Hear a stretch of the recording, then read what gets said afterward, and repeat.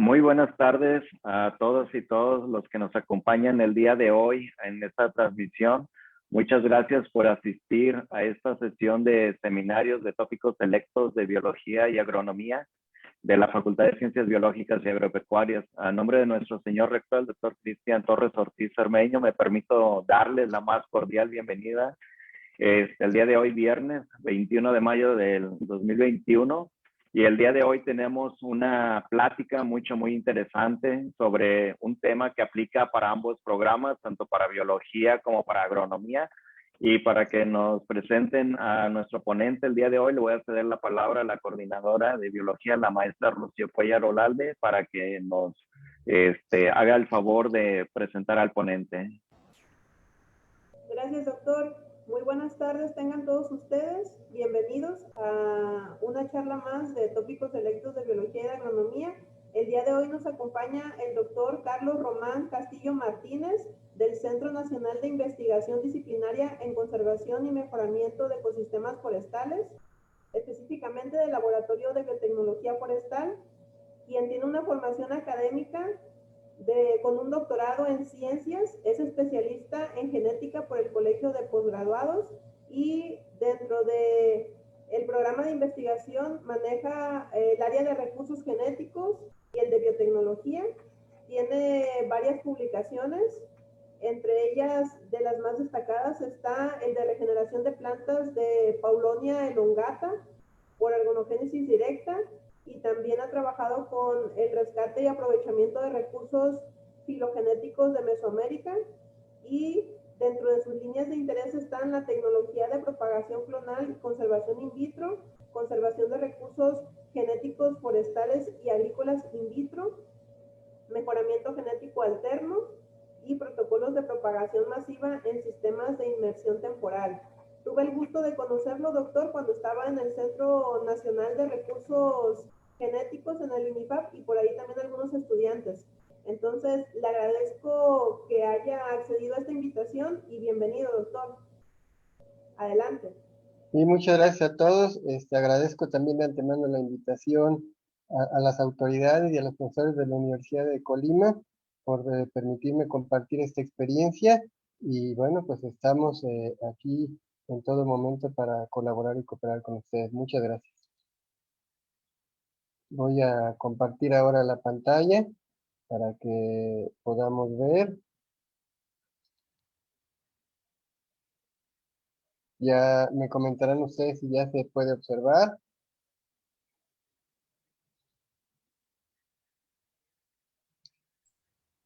Aún no. Aún no. ¿Ya? Ya pueden observar a los participantes, No, doctor, todavía no. ¿no? Ok.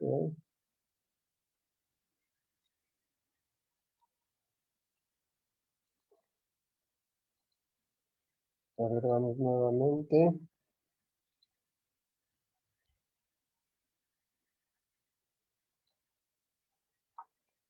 Ahí ya se puede observar. Parece que está cargando, doctor. Ah, muy bien.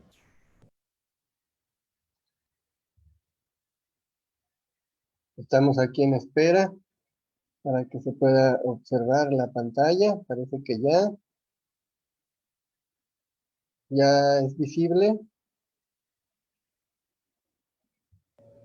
Ya se visualiza. Eso es. Bueno, pues, como comentaban, el tema que voy a platicar es el uso de herramientas biotecnológicas para la propagación y la conservación de especies forestales, tanto maderables como no maderables.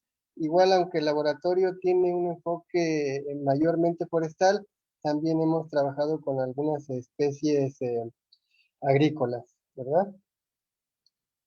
Bueno, el tema de la plática va a estar englobada como lo que es manejo de germoplasma in vitro, y tocaremos temas de propagación, conservación, crecimiento mínimo, encapsulación y criopreservación, que son las técnicas que mayormente hemos aplicado para la conservación de recursos genéticos forestales y de germoplasma. En ese sentido, bueno, ¿qué nos lleva a tener la intención de hacer esta actividad? Pues es la diversidad y la riqueza que tiene este país que pues nos atañe a todos y en la medida de lo posible, sobre todo los que están trabajando en el área de biología, de agronomía o en las áreas forestales, pues es la conservación de esta riqueza que tenemos, que es algo que nos atañe a esta generación de nosotros y desde luego a las generaciones que vienen para que puedan pues continuar y preservar estos recursos. Como sabemos, pues México es centro de origen, de distribución y es considerado como un país megadiverso. En ese sentido, pues a nosotros, para nosotros es muy importante el poder conocer y conservar esta riqueza. ¿Y a qué se debe de ello? Pues a que pues la actividad forestal y también la actividad agrícola, desde luego, está basada en la riqueza de los ecosistemas que tiene este país, que genera pues un número grande de especies de las cuales somos centro de origen o en este caso pues de diversidad, ¿no? Esto nos permite conocerla, utilizarla y una de las cosas más importantes pues es el tratar de conservarla, ¿verdad? Y bueno, aquí en esta imagen se pueden observar algunos de los ecosistemas más importantes que tiene el país, como es en este caso las zonas áridas, las zonas tropicales, las zonas boscosas. En todas y cada una de ellas tenemos una gran riqueza de recursos que pues es importante conocer y desde luego preservar. Dentro de las especies o las principales especies maderables, pues tenemos algunas especies consideradas como madera preciosa, como es el caso de cedro rojo, Cedrela odorata, o el caso eh, de caoba del género Phytenia, ¿no? Y algunas otras que tienen un gran potencial para su uso y explotación, como tabebuya, como cordia, como dalbergia o bronquín, ¿no? Todas estas especies tienen una importancia por su uso maderable directo o también por otros usos a través de como las artesanías que se van desarrollando de estas maderas, la fabricación de muebles y otro tipo de aspectos. Aquí tenemos algunos ejemplos de estas especies nativas, ¿verdad? Como Suitenia, que es la caoba, como Dendropanax, como Cedrela, que son recursos muy importantes para el sur del país y de los cuales tenemos una gran diversidad, no solo por la especie, sino dentro de las especies. Ya que, por ejemplo, en el caso de caoba, pues tenemos una distribución desde la parte sur de Tamaulipas hasta la parte de la península de Yucatán y por la parte del Pacífico desde Chiapas hasta Sinaloa. Pero igual, por ejemplo, México particularmente tiene una gran riqueza en coníferas, de las cuales tenemos al menos del género Pinus 83 especies, de aves, de piceas y pseudosuga, que las cuales son especies coníferas de alta importancia, tanto para el uso maderable y para otros usos. Por ejemplo, en el caso de picea y pseudosuga son especies que se encuentran pues en algún estatus dentro de la NOM 59, pero que son importantes, por ejemplo, Picea y Pseudosuga se utilizan mucho como árboles de Navidad, entonces pues, tienen una gran importancia para su uso y su conservación. Aquí tenemos algunos ejemplares de coníferas de la parte norte del país, donde pues la actividad forestal es muy fuerte, como tenemos el caso de Pinus arizónica, Pinus engelmani, Pinus duranguensis. En toda la parte norte, pues son las principales especies que se están utilizando ampliamente. Y claro que en las zonas semiáridas y áridas tenemos algunos otros tipos de especies, como el género Acacia, como el género Prosopis, del cual también se utiliza su madera y también tiene un uso muy importante como dendroenergéticos. Entonces son recursos valiosos que debemos entender, conocer y desde luego conservar. Y también tenemos algunos otros no maderables que son muy importantes. Hacia la parte norte tenemos la candelilla, la damiana, la lechuguilla, el orégano, y hacia la parte de templados, pues en el caso de algunos hongos silvestres, ¿verdad? Especies resiníferas, algunas, y las orquídeas para la parte tropical, y desde luego, aunque no están aquí mencionadas, pues gran parte de las cactáceas hacia la zona árida del país.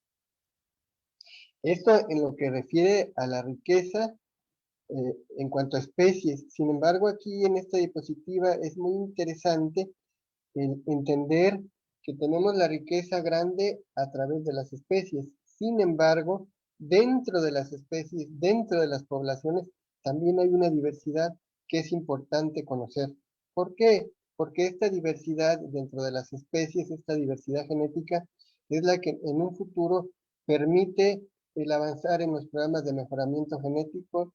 Es esta diversidad la que va a permitir que las especies puedan de alguna manera tener genes que les permitan adaptarse, que les permitan tolerar o enfrentar tanto cambios bióticos como abióticos. Esto es muy importante, por eso toco este tema, porque es verdaderamente importante el conocer la diversidad dentro de las especies, porque de ello también son herramientas que nos permiten tomar decisiones para qué conservar y cómo conservar, en este caso, la mayor riqueza dentro de las especies y las poblaciones.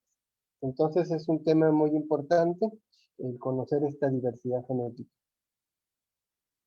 En cuanto a la conservación, tenemos lo que es la conservación in situ, que de acuerdo a Frankel, pues es la manutención continua de una población dentro de su ambiente, ¿verdad? En el cual está adaptado. Y esto es muy importante, la conservación in situ. ¿Por qué? Porque las especies están en constante evolución, en interacción con el medio ambiente. Entonces, cuando podemos nosotros conservarlas en su hábitat, estamos permitiendo que esa evolución natural continúe y esa adaptación. Por eso es importante ese tipo de conservación. Y de ese tipo, pues tenemos principalmente lo que son áreas naturales, eh, parques nacionales y reservas. Aquí, por ejemplo, y es algo que siempre comento en el sentido, tenemos ahí una imagen del parque del Iztapopo, y es interesante cuando yo les digo, ok, sí es muy importante la conservación in situ, sin embargo siempre hago la misma pregunta, tenemos ahí el popo que como sabemos está activo, entonces imaginémonos que en un futuro que no sea muy lejano y que no suceda, pero si el volcán entrara en una actividad fuerte, pues es claro que lo que estamos viendo ahí del parque, pues va a tender a desaparecer por estas cuestiones ambientales. Entonces, en ese sentido, por eso también es importante tener en consideración la otra forma de conservar, que es la conservación ex situ. ¿Que eso qué significa? Que nosotros tenemos el material genético protegido en una área o localidad fuera del centro de origen, ¿verdad? Y que lo podemos hacer de diversas maneras, como conservar el germoplasma a través de semillas, o bancos de germoplasma, o tener jardines botánicos, plantaciones de conservación. Estas alternativas que nos van a permitir conservar estos recursos genéticos, eh, digamos lo que no dentro de su hábitat o su lugar de origen. Dentro de esta forma, nosotros podemos conservar a través de bancos de germoplasma convencionales o tradicionales, jardines botánicos, perdón, arboretos o plantaciones de conservación. Hacía mención por ahí la maestra Cuellar del Centro Nacional de Recursos Genéticos, ahí aparece la fotografía. Es un lugar que se generó precisamente para conservar los recursos genéticos agrícolas, forestales, pecuarios y microbianos. Y ahí, bueno, es un gran banco de germoplasma que está enfocado a esta actividad. Ahora bien, ¿de qué depende la estrategia de conservación ex situ y cómo lo vamos a hacer? Pues depende en principal en las especies forestales del tipo de semilla que tenemos, nosotros consideramos tres grandes grupos, que son las semillas ortodoxas, las semillas intermedias y las semillas recalcitrantes. En el caso de las semillas ortodoxas, pues su conservación es en los bancos de germoplasma tradicionales, donde lo que se resguarda es particularmente pues la semilla, ¿no? Ahí tenemos una imagen de un banco de germoplasma que alberga la mayoría de, pues en particular de las especies agrícolas. El germoplasma es la cámara de Svalbard, ¿verdad? Que es aprovecha en este caso las cuestiones ambientales para poder hacer el resguardo del germoplasma a largo plazo. En la otra fotografía que tenemos, pues es los bancos de germoplasma que contamos aquí en México y en otros países del mundo, donde se conserva el germoplasma, ¿verdad?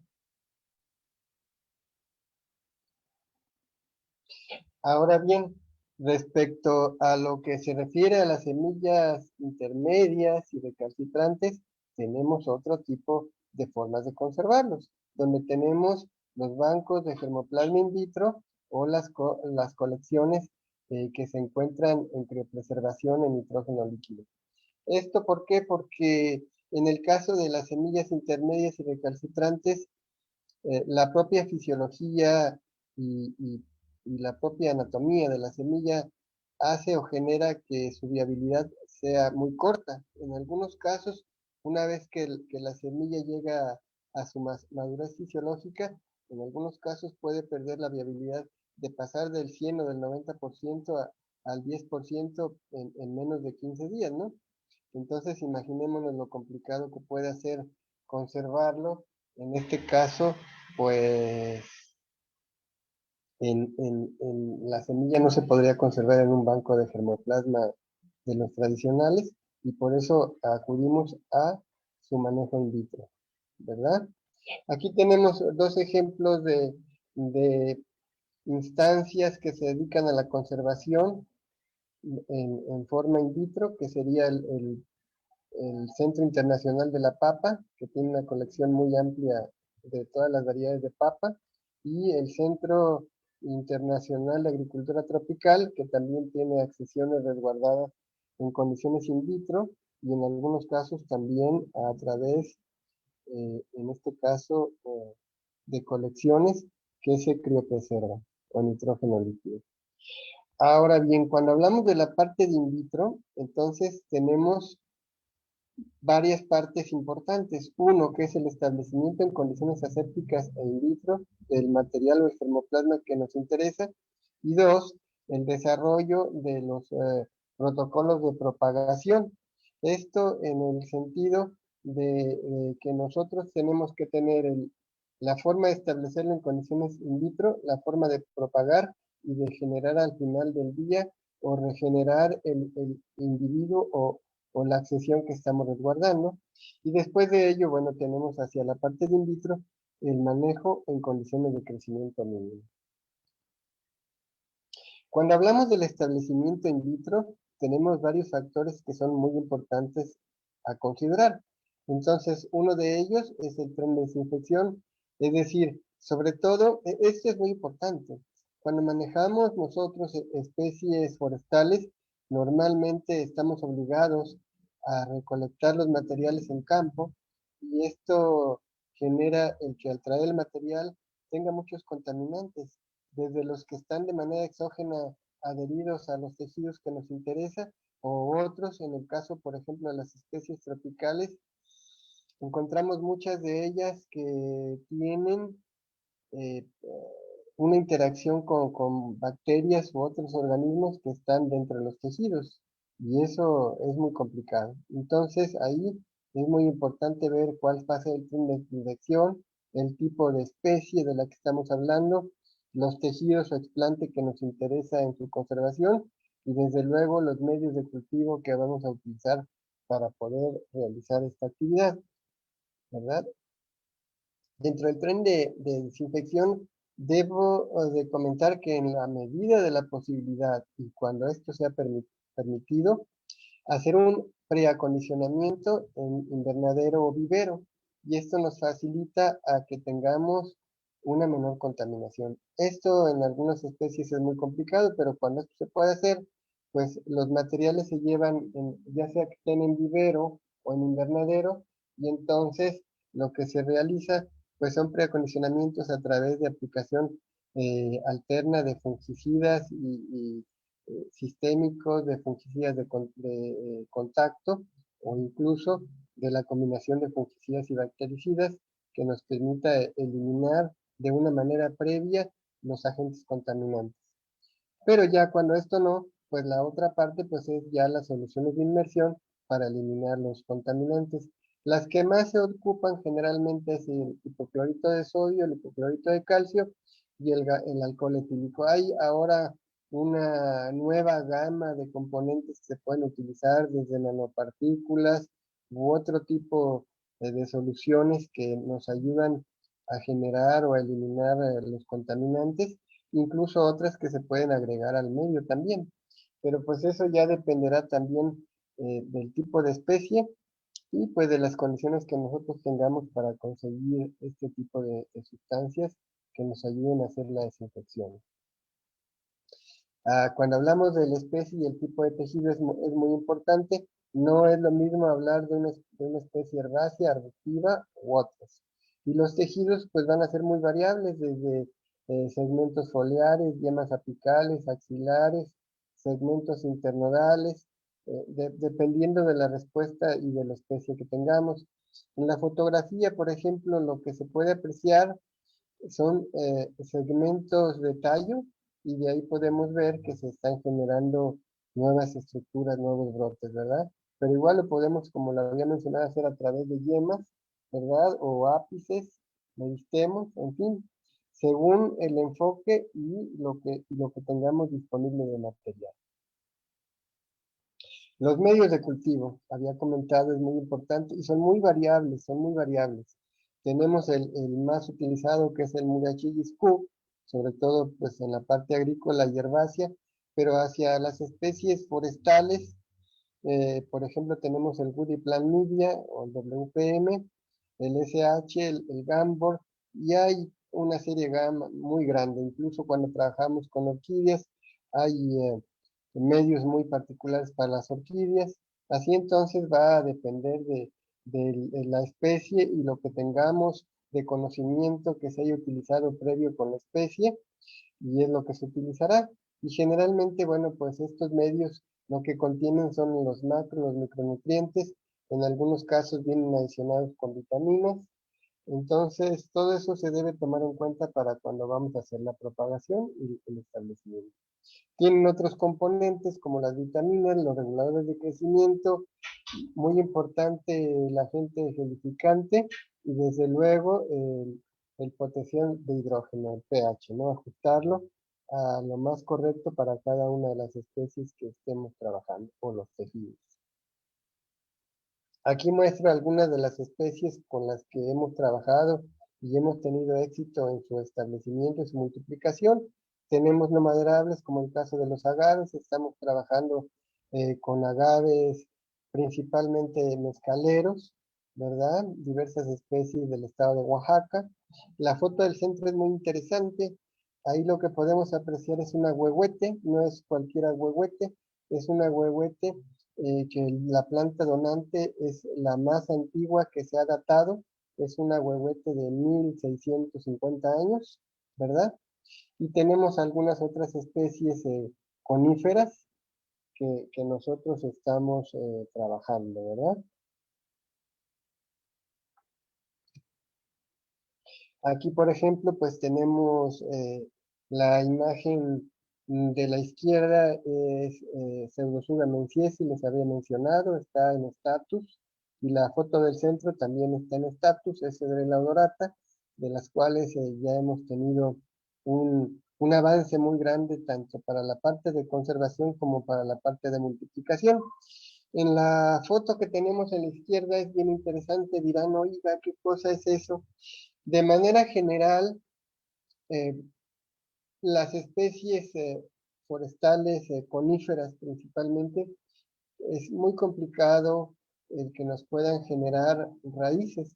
podemos ser muy exitosos en la generación de nuevos brotes, pero la generación de raíces en algunos casos es nula, en otros casos es muy baja, entre el 2 y el 3% en condiciones in vitro, y entonces la opción que tenemos para tener y recuperar un individuo completo es lo que se muestra en la foto, que se llama injerto.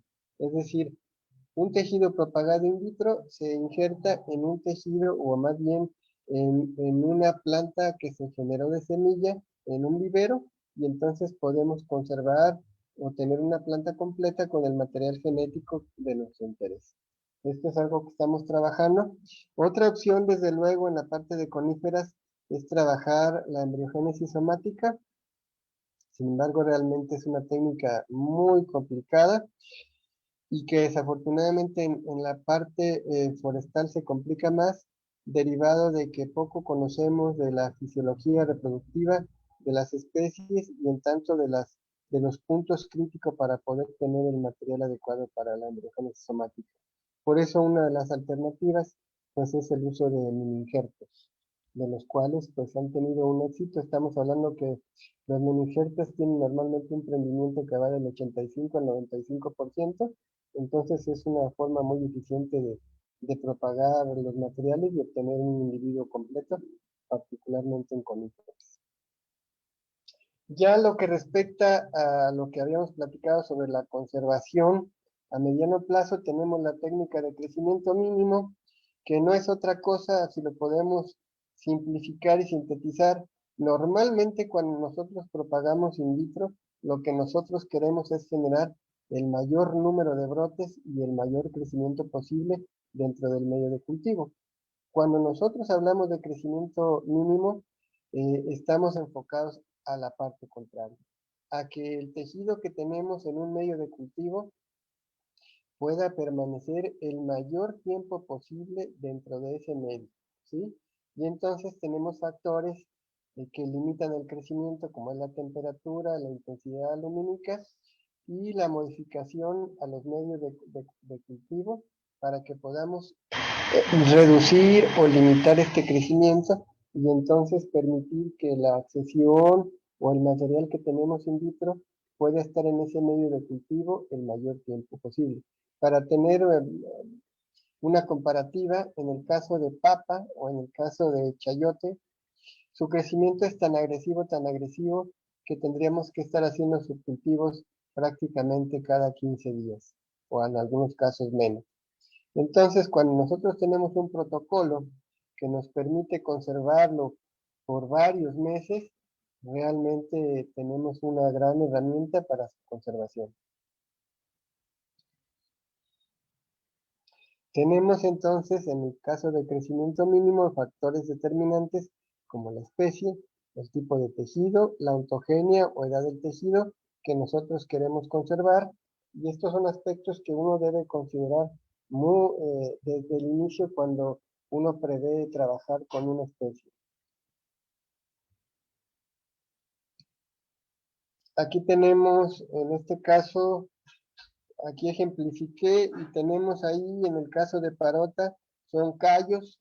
Trabajamos con esta especie y quisimos introducir yemas, pero en su momento en un medio que ni siquiera contenía reguladores de crecimiento, nos formó callo.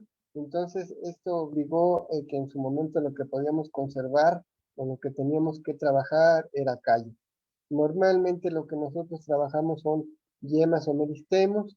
En algunos casos particulares, cuando está la tecnología, podemos trabajar con embriones somáticos o con embriones sexuales. Así que entonces, por eso les decía que las especies nos van encaminando a, pues a lo que nosotros queremos conservar. Aquí tenemos algunos trabajos de crecimiento mínimo y como les decía, nosotros tenemos que tener en mente siempre partir, como todo cuesta, la conservación también cuesta. Y entonces nosotros debemos partir de tratar de modificar el elemento que nos permita conservar y que a su vez no nos sea muy costoso. Entonces, en algunos casos, solo la manipulación de un solo elemento, como en este caso la temperatura, puede reducir de manera drástica la tasa de crecimiento. Y eso es muy importante. Aquí vamos a ver en la siguiente diapositiva, es muy importante, este cuadrito donde nos está hablando de la temperatura a la cual se está resguardando y del número de semanas en la que nosotros podemos o permite hacer el subcultivo de las especies. Entonces, aquí lo que es importante resaltar de este cuadro es que hacia las especies más tropicales que tienen donde la temperatura afecta de manera importante, vamos a encontrar un mayor rango de temperatura entre 20, 18, 22 grados y aquellas especies que son de climas más templados nos van a permitir eh, el que podamos resguardarla a temperaturas más bajas. Y obviamente, como lo habíamos comentado, a temperaturas más bajas pues y podemos ver que se amplía el número de semanas en lo que nosotros podemos resguardar los materiales o las accesiones. Esto es muy importante porque un solo factor es determinante, pero no es el caso para todos. En otras especies vamos a encontrar que lo que podemos modificar pues es tanto el tipo y la concentración del medio de cultivo, ya sea hacia la modificación de la concentración parcial de los elementos o totales en una disminución, y eso también va a afectar el crecimiento y a limitar el crecimiento. Entonces es muy importante tomar en cuenta estos factores. Normalmente lo que nosotros hemos trabajado es algún otro tipo de modificación. Lo que hemos notado es que si nosotros reducimos, en este caso, la concentración de los medios, en un futuro podemos estar afectando a los tejidos. Entonces, tratamos de modificar otros factores como la temperatura, o en este caso, las fuentes de carbohidratos. Nosotros lo que más hemos manejado y hemos tenido más éxito es en la combinación de fuentes de carbohidratos como sacarosa y principalmente manitol, aunque también se ha trabajado con sorbitol, ¿verdad? Pero el manejo de estas fuentes de carbohidratos tiene un efecto muy drástico en el crecimiento de los tejidos. Lo vamos a ver un poco más adelante en algunas de las especies que hemos trabajado, ¿verdad? Y luego tenemos otros factores como son reguladores de crecimiento que también tienen un impacto en el desarrollo de los tejidos. En algunos casos, cuando el crecimiento es extremadamente agresivo, se han utilizado retardantes del crecimiento como el paclobutrazol para limitar el crecimiento de los tejidos en condiciones in vitro. Obviamente, en cuanto vamos adicionando este tipo de componentes, pues también, como había comentado, los costos de conservación se pueden incrementar. Por eso siempre tenemos que considerar primero mover algunos elementos y tener ya, como para casos muy extremos, pues el adicionar este tipo de componentes a los medios de cultivo con los fines de limitar el crecimiento. Dentro de lo que nosotros hemos trabajado en el INFAP, tanto en el CENIT-COMEF como en el Centro Nacional de Recursos Genéticos, pues hemos tenido protocolos muy ya desarrollados y exitosos para la conservación en crecimiento mínimo para especies agrícolas como es el chayote, la vainilla, la papa, pero también ya tenemos protocolos para conservación, en este caso de especies forestales tropicales como el cedro rojo, la caoba, y también ahora ya estamos trabajando con la conservación de la huehuete. En la foto que podemos ver ahí, la vamos a ver más adelante, pero esa es la gama de la respuesta que hay en los medios de cultivo cuando hacemos la combinación y la modificación, en este caso de sacarosa y de manitol. Aquí tenemos en este caso el ejemplo para cedro rojo, donde encontramos que la combinación de 20 gramos de sacarosa y 10 gramos de manitol nos permitía una conservación del material en condiciones in vitro por más de 6 meses, sin necesidad de hacer el subcultivo. Entonces, esto para una especie tropical, pues es un buen número de tiempo en el que nos permite conservarlo en estas condiciones. Luego tenemos ya otra alternativa hacia mediano y largo plazo, como es la combinación y la técnica de encapsulación-refrigeración. Cuando hablamos de encapsulación, nosotros nos estamos refiriendo al uso particular de alginato de calcio, ¿verdad?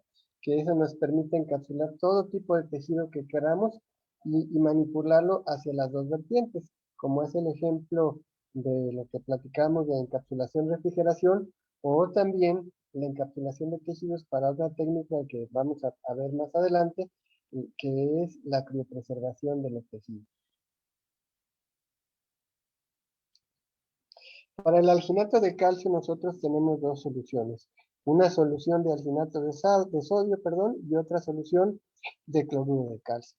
Entonces, en la solución de alginato de sodio nosotros ponemos el tipo de tejido o lo que nosotros queremos encapsular y posteriormente esto en forma de gotas se pone en la solución de cloruro de calcio. Al final del día lo que se forma es el alginato de calcio que nos va a encapsular el tejido o lo que nosotros querramos. Y digo lo que nosotros querramos porque inclusive ahora con estas nuevas tendencias en la cuestión de la alta cocina, pues ahora resulta que también se encapsulan sabores, ¿verdad?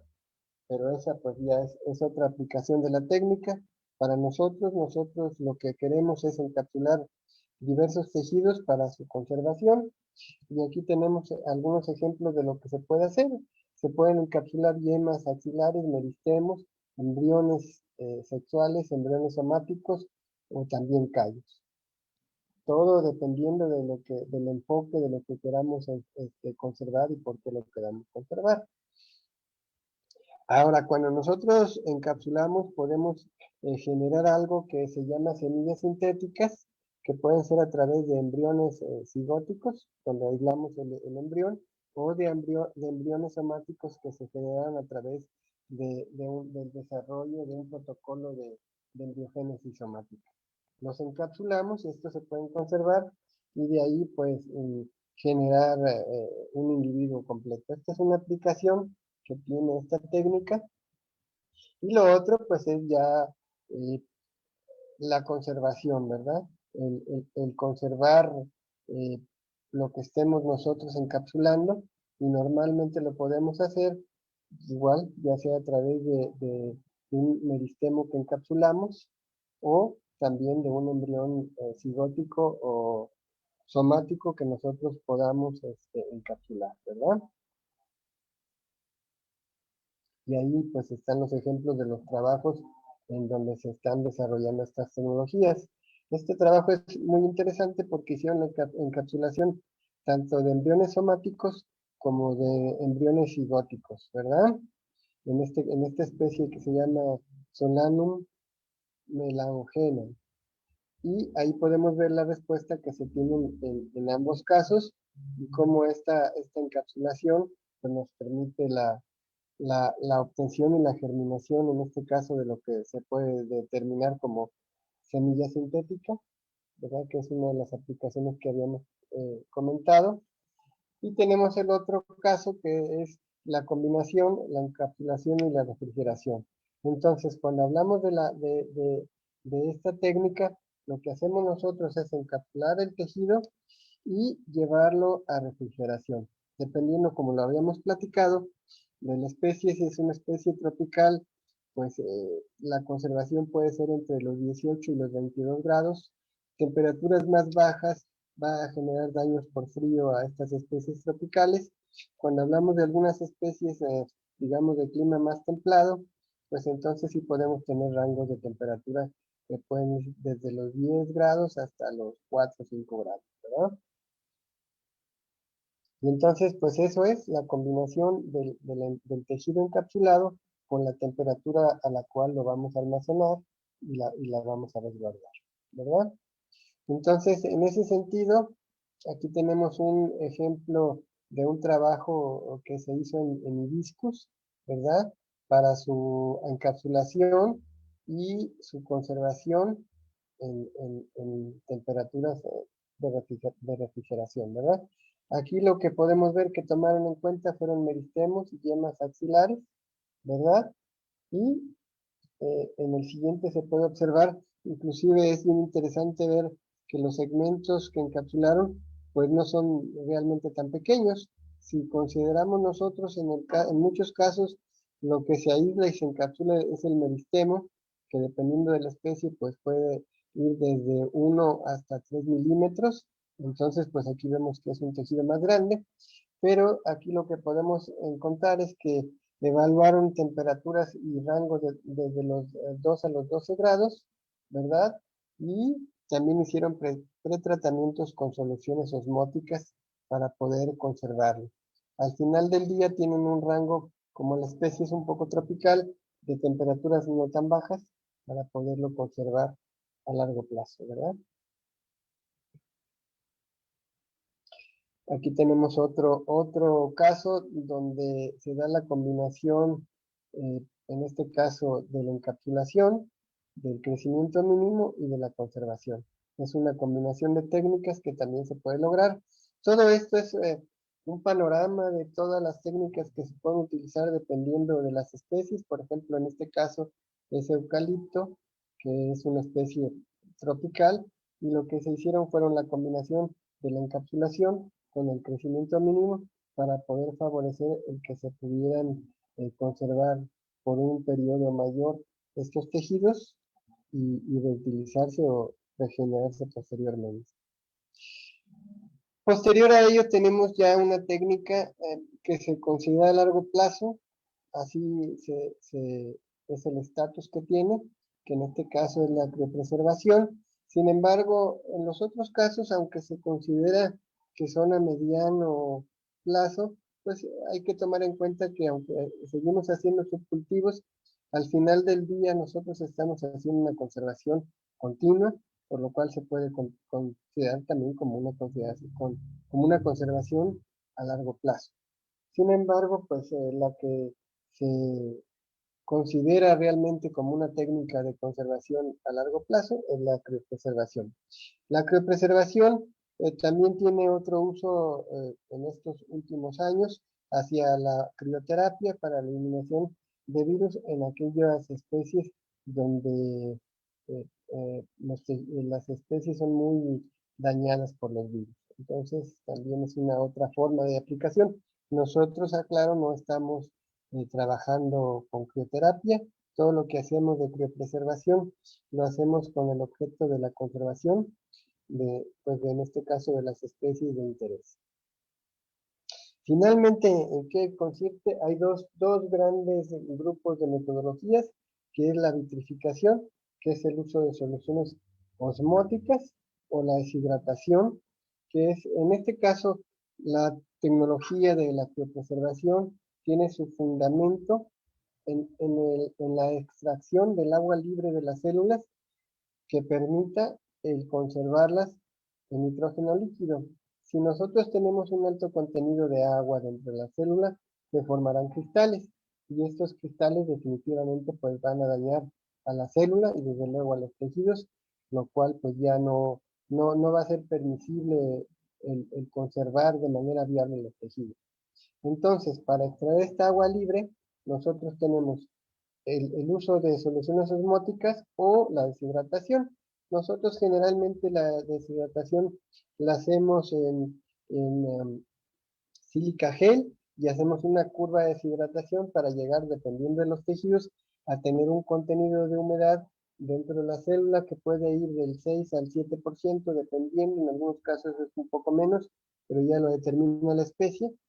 Y en el caso de la solución osmótica es lo mismo, nada más que allí lo que se hace son los tiempos en los que se eh, ponen los tejidos a esta solución, ¿verdad? Y eso es lo que nosotros podemos utilizar. Aquí tenemos un ejemplo de la metodología para encapsular tejidos a través de la deshidratación. Igual en todos los casos, como lo había comentado, Normalmente se hace la encapsulación de los tejidos, como habíamos comentado, pueden ser meristemos o pueden ser embriones cigóticos o somáticos. Estos se encapsulan porque también, además de que preserva, también es una forma de proteger los tejidos de las bajas temperaturas, ¿verdad? Son como un crioprotectante, aparte de las soluciones que también se utilizan para esta, como crioprotectantes, ¿verdad?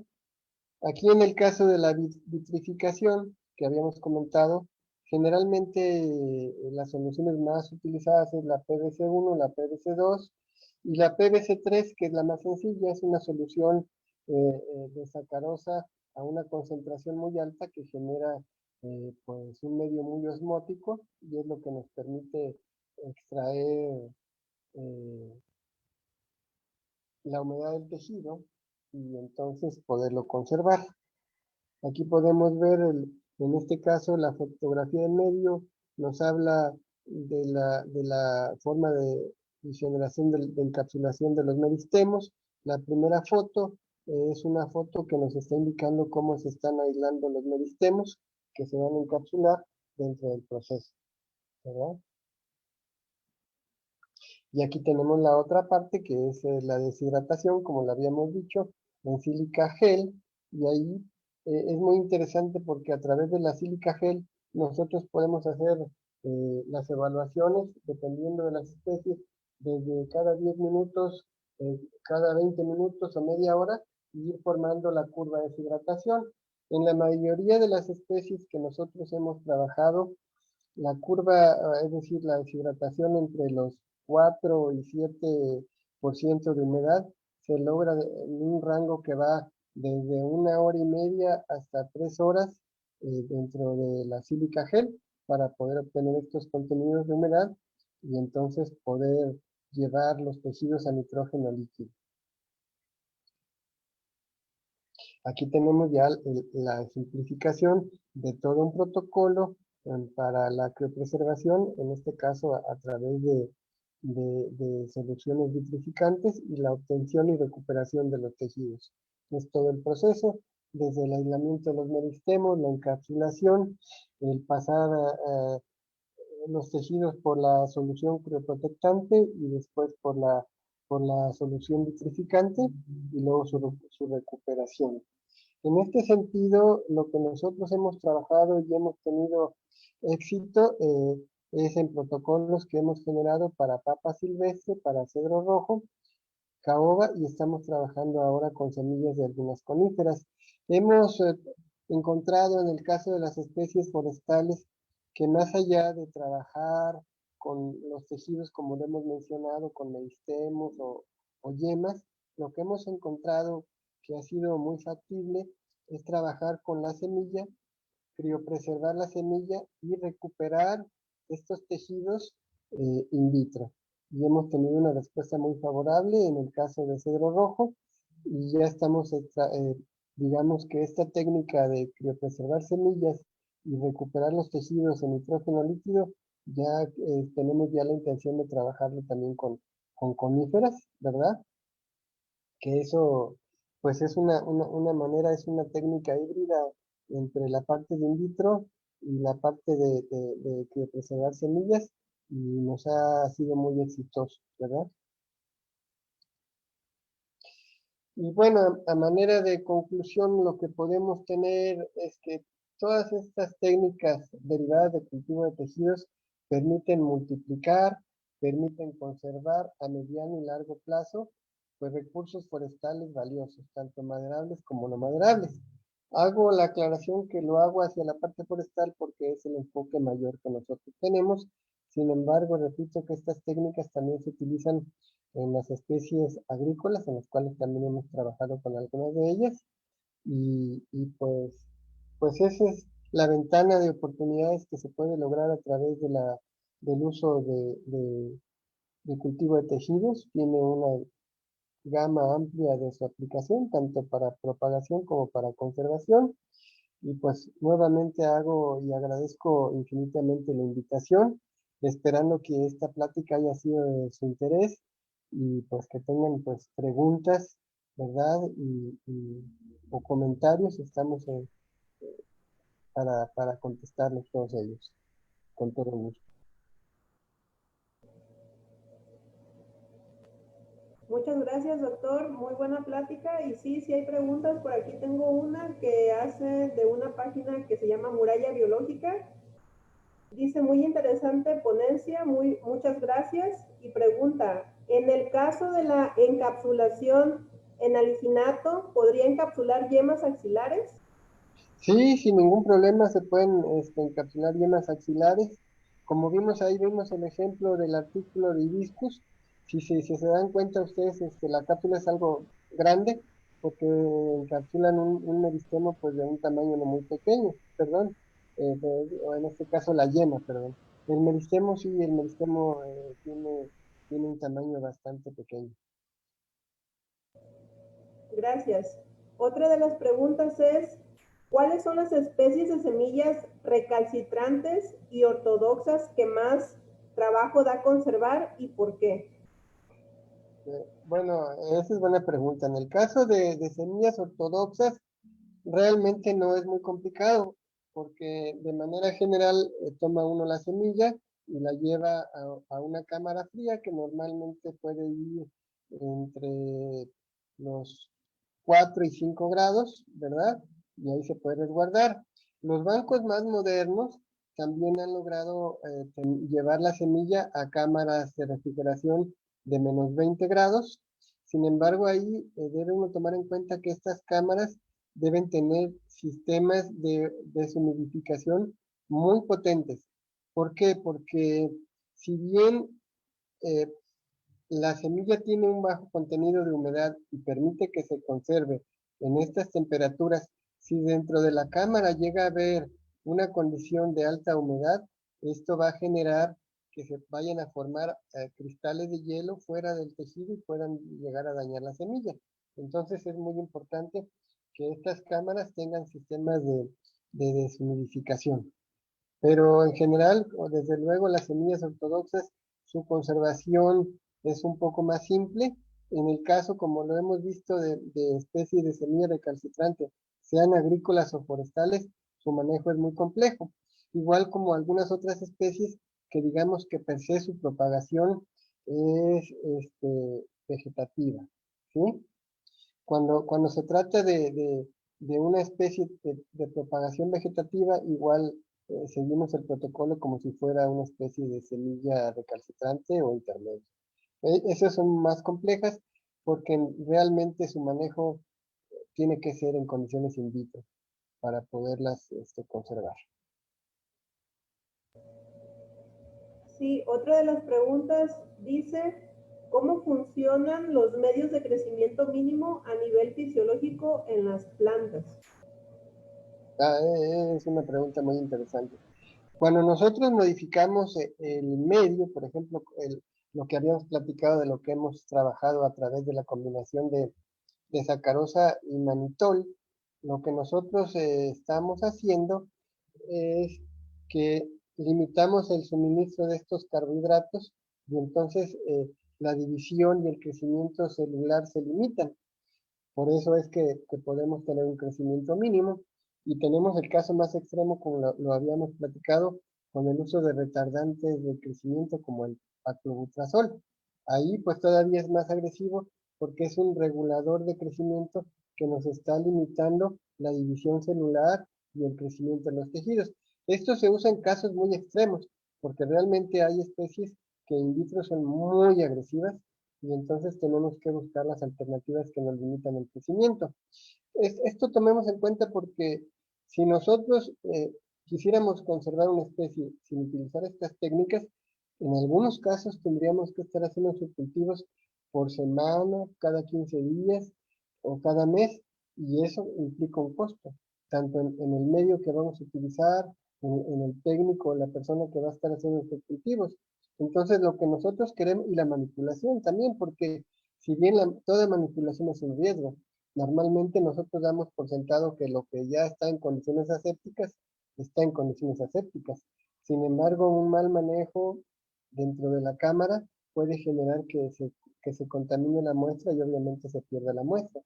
Por eso también el interés, además de los costos, la protección de los materiales y lo que nos interesa a nosotros es tener ese tejido en el medio de cultivo el mayor tiempo posible. Solo para darles un ejemplo, en el caso de vainilla, de manera normal, si lo dejamos en un medio sin regulador de crecimiento y en condiciones de temperatura normal, hablemos, digamos, de 25 a 26 grados, vamos a tener un crecimiento en el tubo de ensayo que nos va a estar requiriendo que casi al mes hagamos el subcultivo pues de este material de vainilla. Nosotros logramos un protocolo para conservar en crecimiento accesiones de vainilla que nos permitió tener esa accesión por 28 meses en el mismo medio de cultivo, sin hacer subcultivos. Y esto lo logramos con una reducción de la temperatura a 18 grados y modificación también de una combinación entre manitol y sacarosa. Entonces, imagínense, estamos hablando de estar cambiando el material cada mes a tenerlo ahí durante 28 meses. La verdad es un tiempo bastante grande y eso nos permite, pues, resguardar el material y no manipularlo, ¿verdad? No sé si hay todavía alguna otra pregunta. Hay una en relación a si ha propagado y conservado especies vegetales en peligro o riesgo de extinción. ¿Y cuáles son? Sí, sí, en este caso, por ejemplo, estamos trabajando con Pinus rendoski o Pinus de Cualcomán. Realmente, ahora que lo tomo en cuenta, está bastante cerca de ahí de Colima, esta zona. Está en la zona de las colindancias con Michoacán y Colima. Ahí está la región de Cualcomán. Y sí tenemos esa especie, que la tenemos en resguardo en este momento. Tenemos otras especies que si bien no están consideradas, digamos, dentro de la norma como en peligro, como es el caso del ahuehuete milenario. El ahuehuete pues es el único individuo que ha sido datado, es decir, yo que tiene más de 1600 años, en este caso la planta donante, y lo que tenemos en resguardo. Y también hemos trabajado, bueno, en el caso de Pseudosuga sí está en la NOM, y sea chihuahuana también estamos trabajando con ella, también está en la NOM, está en riesgo. Entonces, pues sí, tenemos también pues un enfoque en la medida de lo posible, trabajar con estas especies que están en riesgo para su resguardo, ¿verdad? Y su conservación. Sí, y ya por último nos acaba de escribir Eucario Mancilla, quien comenta lo siguiente: si recomienda otros inhibidores de crecimiento como el ansimidol y o el polietilenglicol para conservación a mediano plazo o solo lo que usted mencionó. Estas sustancias se pueden utilizar, pero sí son algo agresivas para los tejidos.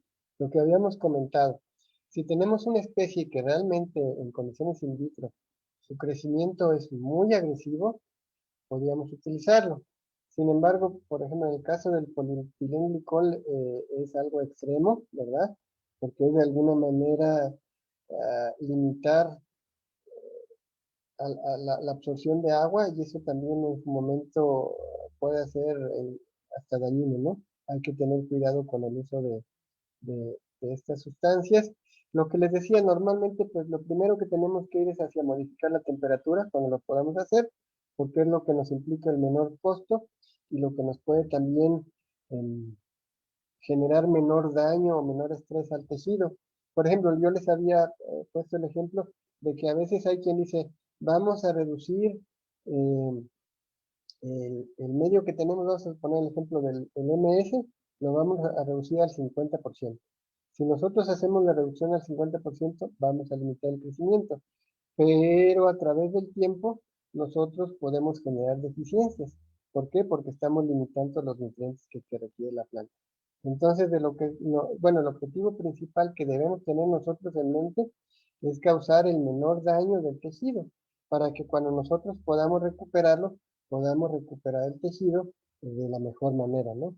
Sin generar ningún tipo de daño, ninguna alteración o deficiencia, ¿no? También otra de las cosas importantes que se sabe, está por ahí bastante evaluado, es que si adicionamos algún regulador de crecimiento, este en su momento dado pueda llegar a generar una variación somaclonal, un variante, un mutante, no pueda generar cambios. Y acordémonos que cuando nosotros queremos resguardar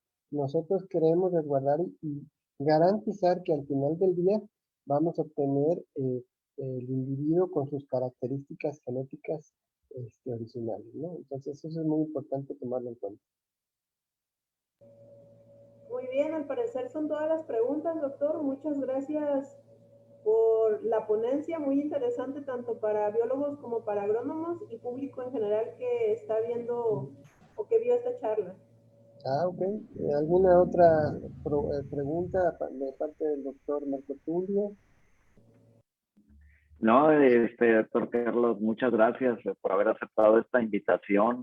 Obviamente es un tema muy importante y como ya lo mencionaba, ahorita pues, se le dio el enfoque un poquito a forestales y todo eso, pero en el ambiente también agrícola es algo muy importante, ¿no? El uso de herramientas biotecnológicas para la producción de plantas y que se está aplicando cada día más en los cultivos y obviamente la preservación de los recursos genéticos es muy importante, ¿no? Entonces, temas muy actuales. Muchas gracias por su tiempo y por haber aceptado estar con nosotros en este espacio y esperemos que no sea, pues, la última vez, ¿no? Ya lo hemos tenido aquí de manera presencial, incluso ofrecido talleres también, y esperemos que pronto poder volver a invitarlo.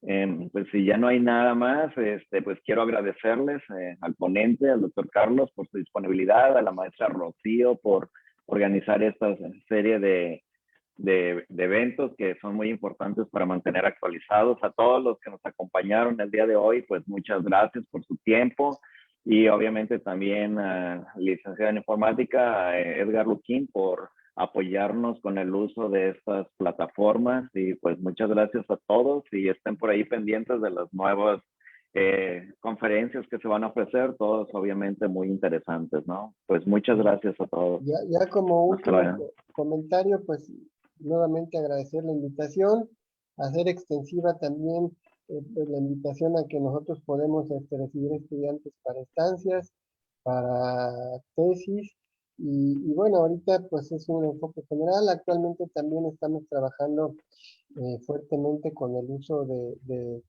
sistemas de inmersión temporal para la propagación masiva, tanto de especies forestales como de algunas otras especies, y hemos tenido una respuesta pues, muy favorable a estos sistemas. Entonces, pues también aparte de lo de la conservación, también estamos trabajando ahora con protocolos para propagación masiva de estas especies. Sí, excelente. Pues muchas gracias nuevamente y gracias a todos. Hasta luego. Gracias, hasta luego. Hasta luego.